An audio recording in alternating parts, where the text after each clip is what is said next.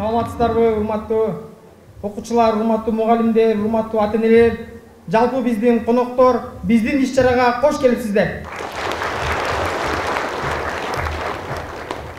Былтыркы жылы өзүңүздөргө жакшы маалым болгондой, ошо Талас областындагы мыкты окуган биздин балдарыбызга, биздин ини карындаштарыбызга шык берели, дем берели, мындан дагы окууга кызыгуусун арттыралы деген ой максат менен Бактыбек Каныбек Чойбеков башында турган биздин билим-тал командасы мыкты окуучу деген стипендиялык кароосун акты баштап 2021-2022 окуу жылында пилоттук долбоор катары Талас районунун алкагында өткөргөнбүз.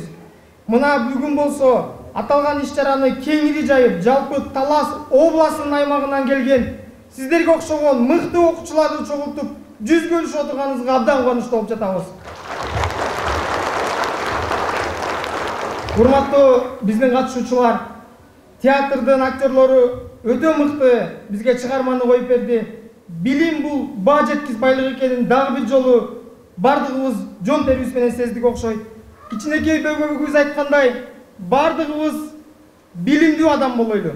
Билимдүү адамдар гана өнүккөн коомду кура алат. Өнүккөн коом гана күчтүү мамлекетти түзөт. Ошондуктан дагы бир жолу жалпыңыздарды билим алууга, илим алууга, жалпы эле өзүн өнүктүрүүгө чакырат элем. Мен ойлойм, бул жерде отурган окуучулар Кудай буйруса келечекте Кыргызга бычакка сап болчу, биздин мамлекетти алдыга сүйрөй турган мыкты уул кыздар болуп чыгат.